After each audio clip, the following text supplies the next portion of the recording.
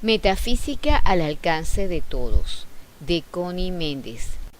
Capítulo 12. No fornicarás.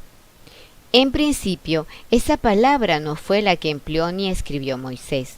Lo que él dijo fue, no cometerás adulterio. Y ese fue el primer adulterio que se cometió al transcribir los 10 mandamientos, el de adulterar arbitrariamente la verdad. Siendo Moisés un adelantado, un sabio, un experto en el conocimiento de los principios herméticos, era totalmente imposible que él instruyera y dejara escrita la instrucción, de tratar de burlar el principio de generación. La palabra constituye una ofensa, un insulto a la inteligencia humana. En ese sitio en donde la colocaron los escribas por orden de autoridades eclesiásticas ignorantes.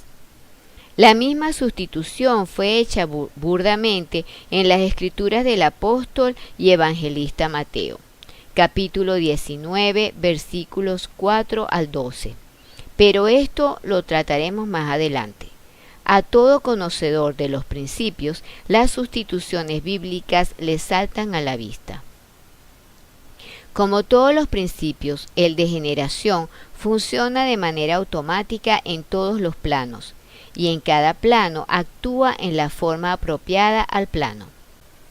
En el reino atómico, un átomo se junta con otro para dar nacimiento a un elemento, por ley de atracción, cohesión y adhesión. Y estas tres son condiciones naturales del principio de generación, o sea, que forman parte integral del principio. No hubiera sido creado nada, no se produciría nada, no nacería nada, no evolucionaría nada si se pudiera destruir el principio electrónico del magnetismo, o sea, la atracción entre el positivo y el negativo. La adhesión y cohesión ocurren después de la atracción. La adhesión es la autodeterminación del átomo. En otras palabras, el libre albedrío que contiene todo átomo de aceptar o rechazar el unirse a otro átomo que sea o no su tipo. La cohesión es la facultad de pegarse el uno con el otro en un grado tal de fuerza que no necesito recordarles lo que ocurre cuando se logra separar las partículas de un átomo, la bomba atómica. Supongo que habrás visto en lo que acabas de leer la similitud a lo que ocurre entre nosotros los humanos. Esa similitud te ilustra a perfección el principio de correspondencia. Como es arriba, es abajo. Como es abajo, es arriba. Es decir, que estudiando la mónada se llega al ángel, como lo expresa el Kybalion. Bien. Los principios actúan automáticamente, por encima de todo y a pesar de todo lo que podamos nosotros hacer en contra. Si los átomos fueran ya seres humanos, si ellos hablaran en palabras nuestras, llamarían a ese proceso de atracción, adhesión y cohesión fornicar. ¿No es así? Igual cosa sería en los reinos botánico y zoológico, donde una abeja transfiere el polen de una flor a otra y de esa unión nace una nueva especie, ¿no? Ahora díganse si está en los designios de Dios creador impedir o prohibir esos procesos. Es sabido que al oponer una resistencia a un principio se multiplica la fuerza que lo impele y busca la salida por otros conductos. O sea, que lo único que se logra es obligarlo a desviarse, no se logra atajarlo. En el reino animal, el principio de generación es llamado sexo. Todo el tiempo que los humanos continúen reproduciéndose por el proceso llamado sexual, están comprobando que una parte de su sistema no ha salido aún del reino animal. Y una vez que sus células evolucionan al reino inmediatamente superior, donde el principio de generación se manifiesta en una forma diferente, el hombre y la mujer no pueden actuar como los animales. Ya no están en ese reino y no los domina la influencia inferior. No sienten deseos sexuales ni de comer carne, es otro orden de cosas. En este punto, los discípulos siempre preguntan, ¿y si todos evolucionamos, entonces se acaba la raza humana? No, ¿por qué? Siempre nos vienen por detrás millares de seres que tienen que pasar por el reino animal. Te gradúas tú, se gradúa tu generación, se van graduando paulatinamente todos los seres humanos, pero sigue llegando otros eternamente. Dijo Jesús, los pobres los tendréis siempre con vosotros. Se referiría no solamente a los económicamente pobres, sino también a los pobres en conocimientos, los pobres en experiencias, los pobres en evolución.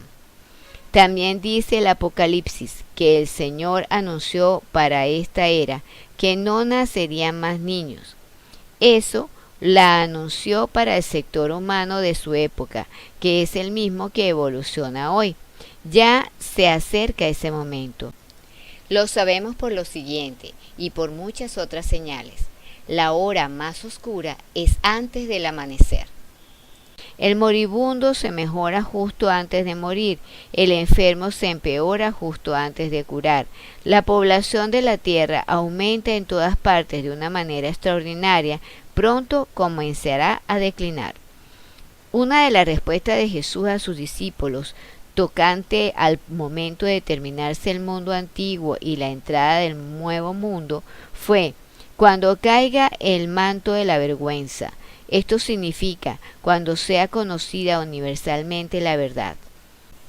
La verdad de los principios que estamos aprendiendo, y muy especialmente la verdad que trataron de adulterar con ese título falso de no fornicarás, pues atrayendo la atención humana y enfocándola, o poniendo al mismo tiempo una prohibición o una resistencia, precisamente defraudaron su propósito, como expusimos más arriba. El impulso del principio de generación se multiplicó y buscando su salida se desvió. Así podemos ver los efectos terribles. Es el mandamiento que ha sido más quebrantado y que ha ocasionado mayor número de abusos, de distorsiones mentales y de aberraciones sexuales, de males físicos, de deshonras, vergüenzas y castigos. Todo por la sustitución arbitraria de una palabra. Todos ustedes han visto esos arbolitos japoneses, enanos, retorcidos y distorsionados a un grado increíble. Los vemos como una curiosidad y como tal los admiramos, pero esto no quita que son un atentado contra la naturaleza, como lo es un ave enjaulada y un animal amarrado. También sabemos lo prohibido adquiere un atractivo fuera de toda proporción. Eso es lo que ocurrió cuando todos los intentos de frenar el principio de generación, tales como la de darle a la manzana de Adán una interpretación sexual, la de adulterar y añadir a los textos inspirados, todo por ignorancia, por el empeño de ejercer dominio o poder sobre los demás. El significado metafísico del mandamiento "no cometerás adulterio" es precisamente no malinterpretes las leyes porque no lo lograrás. O sea, que el efecto será el contrario de lo que tú deseas y la ley misma se encargará de dar el mentis a lo que has dicho. Para el Maestro Jesús, el dogmatismo fanático era aún más repugnante y más digno de castigo que el libertinaje sexual, y así lo expresó cuando dijo: «Ay de ti, Corazín, ay de ti, Betsaida, os digo que a Tiro y a Sidón le será más tolerable el castigo que a vosotras». Corazín y Betsaida eran pueblos bíblicos. Cada nombre de pueblo o ciudad en la Biblia es un símbolo. Estos dos nombres simbolizan el dogmatismo y el fanatismo. Tiro y Sidón simbolizan desviaciones sexuales. De manera que él dijo textualmente que a los pecados sexuales les sería más tolerable el castigo que el dogmatismo y fanatismo los suyos. En otras palabras, que serían más duramente castigados los fanáticos religiosos que las rameras. Volviendo a la referencia que hice al comienzo de este capítulo, San Mateo capítulo 19, versículos 4 al 12, voy a copiarlo completo. Entonces vinieron a él fariseos tentándole y diciéndole: ¿es lícito al hombre repudiar a su mujer por cualquier causa? Él respondiendo les dijo: ¿no habéis leído que el que los hizo al principio, varón y hembra, los hizo? Por esto el hombre dejará padre y madre y se unirá a su mujer, y los dos serán una sola carne. Así que ya no son más dos, sino una sola carne. Por lo tanto, lo que Dios juntó, no lo separe el hombre.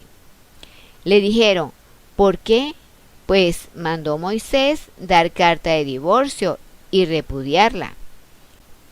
Él les dijo: por la dureza de vuestro corazón, Moisés os permitió repudiar a vuestras mujeres, mas al principio no fue así.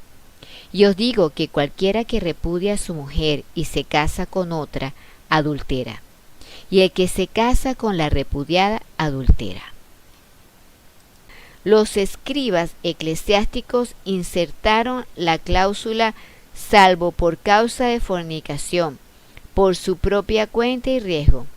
Tenían que meter de cualquier modo la palabrita y les resultó sin sentido, andando el tiempo y a la luz de las enseñanzas superiores.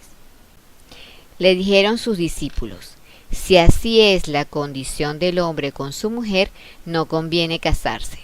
Entonces él les dijo: no todos son capaces de recibir esto, sino aquellos a quienes es dado.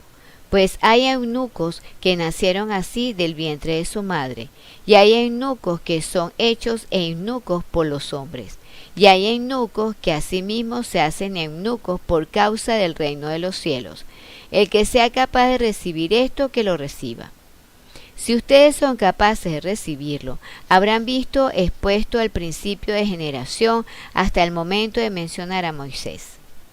La explicación original fue, sin duda alguna, más larga y detallada, ya que los discípulos comprendieron y dieron el comentario: si así es la condición del hombre con su mujer, no conviene casarse. O lo que es lo mismo, no hay para qué casarse si desde el principio fueron hechos unos. O sea, que cuando el polo positivo y el polo negativo se juntan, no hay quien los separe. Cada célula que sale del seno de Dios es mitad positiva y mitad negativa. O sea, que en el lenguaje de los humanos, en un plano humano, la célula primitiva o el átomo original es femenino y masculino. Al poco tiempo de estar evolucionando, se separan los dos sexos y continúan evolucionando cada uno por su lado hasta el encuentro definitivo, al final de los 14.000 años que se necesitan para adquirir la conciencia espiritual. Estos dos sexos son entidades separadas independientes, destinadas a formar pareja algún día. Sin embargo, los hay que no desean separarse. Estos son los que Jesús llamó eunucos por causa del reino de los cielos. Es altamente confortante para todo aquel o aquella que se encuentra solitario en el camino de la vida, o que se considera infeliz y mal casado, saber que en algún plano, encarnado o desencarnado, no importa, pero existe él o ella, la otra mitad perfecta de cada uno, esperando unirse a su alma gemela, y que tenemos todo el derecho que nos asiste de reclamar esa unión. Si nuestra alma gemela está desencarnada, nos uniremos en el otro plano. Si está encarnada, nada ni nadie puede mantenernos separados. La ley arregla todo armoniosamente para todo el mundo si así lo pedimos, de acuerdo con la voluntad divina, bajo la gracia y de manera perfecta. Y esa otra mitad nuestra es exactamente lo que buscamos y deseamos, lo que nos conviene por perfecta afinidad. Muchas veces, en vidas pasadas, nos hemos encontrado, nos hemos unido, y es ese recuerdo lo que nos hace vivir buscándola. Las doctrinas fabricadas erróneamente por los humanos han intercalado una ley que dice: lo que Dios ha unido, que ningún hombre separe. Es exacto, pero la interpretación está errada. Se cree que esto se refiere al matrimonio efectuado en una iglesia con palabras pronunciadas por un religioso autorizado. No es así. Ya hemos visto que se refiere a la unión original de la pareja primitiva, simbolizadas por Adán y Eva, y no es una amenaza contra el divorcio, que es simplemente una solución humana, sino que es un consuelo ofrecido por la infinita ternura de Dios nuestro Padre, como para confortarnos diciéndonos: no temas, hijito mío, tienes tu amor de siempre y para siempre. Jesús vivía consciente en un plano superior. A él le costaba bajar y hablar en el plano humano. Por eso enseñó a través de tantas parábolas, ya que el sentido de estas no varía. Es el mismo en todos los planos. El sentido de una parábola no está jamás sujeto a las palabras que estén de moda o en uso. La referencia de los eunucos es casi una parábola. Se puede tomar en el sentido humano si así se desea. En el sentido científico se refiere a los neutrones, que no tienen carga positiva o negativa. Metafísicamente, los que se hacen eunucos por el reino de los cielos son los humanos que, como ustedes todos, anhelan elevarse, aprender y estudiar lo relativo a los planos superiores. Pero como dijo el maestro, el que sea capaz de recibir esto, que lo reciba. Observen ustedes que los grandes maestros evitan pormenorizar cuando se habla de ese mandamiento. Hacen tal como hizo Jesús, dicen algo críptico y que lo comprenda el que sea capaz de comprenderlo. ¿Por qué? Porque la mente de esta quinta raza raíz que somos nosotros está evolucionando entre dos planos. Tiene gran parte animal aún, y el animal ni raciona ni sabe controlarse. Si le dan la luz verde se desborda, si le ponen la luz roja se fulmina el mismo. Es un punto de equilibrio muy difícil de mantener. Demos gracias al Padre que ya nosotros estamos con un pie levantado para subir al próximo escalón. Y acordemos el episodio de Jesús cuando vinieron a presentarle a una mujer que fue sorprendida en flagrante adulterio y que de acuerdo con las leyes de Israel debería ser apedreada hasta matarla. El maestro no respondió una sílaba. Se puso a jugar con un dedo en la tierrita a sus pies. Los hombres que le habían traído se fueron yendo uno tras uno y cuando se encontraron solos le dijo Jesús: Mujer, ¿a dónde se han ido tus acusadores? Ella contestó: No lo sé, Señor. Tampoco yo te acuso. Vete en paz, fue la contestación del maestro.